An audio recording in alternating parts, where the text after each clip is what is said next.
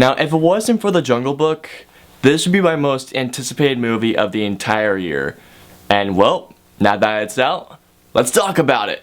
And from the ashes of their world, we'll build a better one.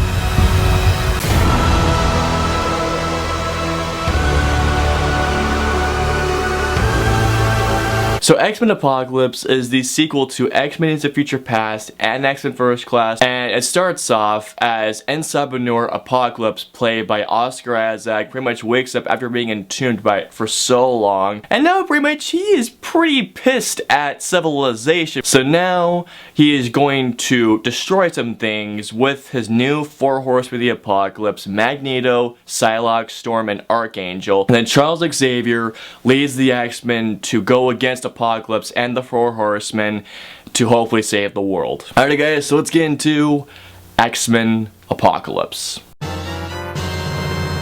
As you can imagine, I was psyched for this movie, and as I stated for my intro, and I think, well, I really dug it. James McAvoy and Michael Fassbender are awesome still as Magneto and Charles Xavier. There's one sequence in particular, I think between the 30 and 45 minute mark with Michael Fassbender, in which I was just like, okay, I am totally sucked into this movie now. Just to, ease your minds, guys.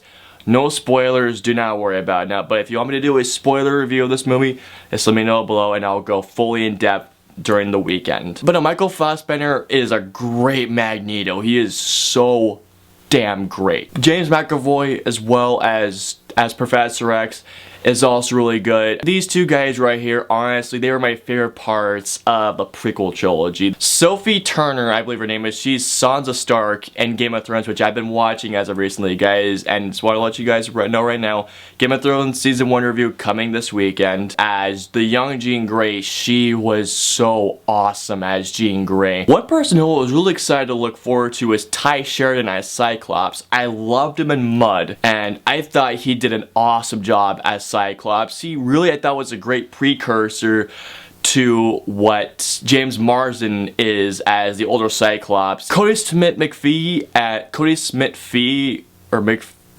I'm horrible with names these days.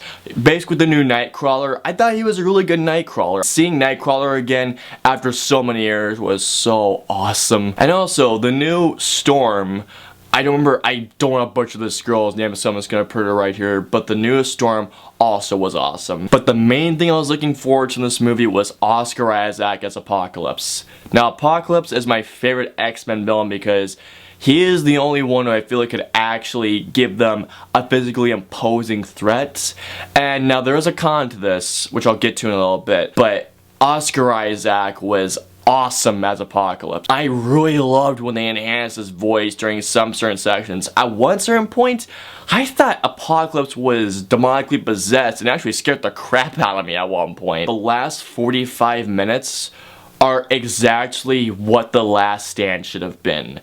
The last 45 minutes of this film were awesome to watch. Seeing the Four Horsemen of the Apocalypse and Apocalypse go up against the X-Men was so awesome. Evan Peters is back as Quicksilver, and his scene in this movie is just as good, if not better, than the one in Days of Future Past. I thought that Evan Peters brought it once again as Quicksilver, and his scene was so badass. I loved it. They brought a new element of battle that hadn't really been done before in the X-Men movies, and I really liked it, especially in the last 45 minutes. Like, this particular element I thought was really awesome, the way how they portrayed it.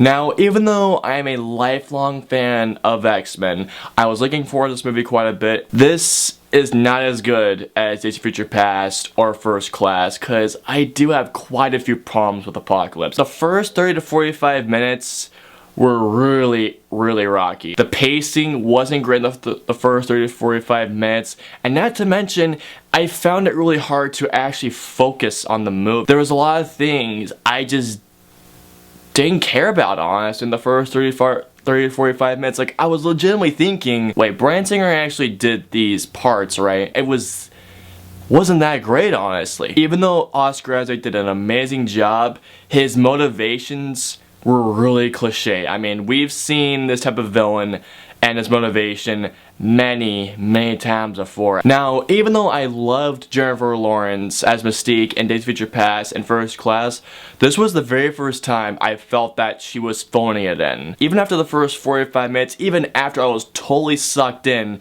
when she was in it, I just thought, could somebody else play her now? Like, cause she's not doing it for me anymore. There's a little continuity thing that I found in this movie. While X-Men Apocalypse isn't as nearly as strong as Days of Future Past or First Class, it is still a really good film. I really enjoyed it. So overall, I'm gonna give X-Men Apocalypse a 4 out of 5 because I had a great time with this movie. The first 30 to 45 minutes were a bit rocky, but afterwards, it really picks the pace and then it really focuses up, and that's where I thought this movie started to get really good. Which one is your favorite? First Class, Days of Future Past, or Apocalypse? And personally for me, it's Days of Future Past, because that's one of my favorite films of all time. Out of the three, which one is your favorite? If you guys liked my review of X-Men Apocalypse, please like, share, and subscribe to see more content from me. And as always, until the next review, I will see you all next time.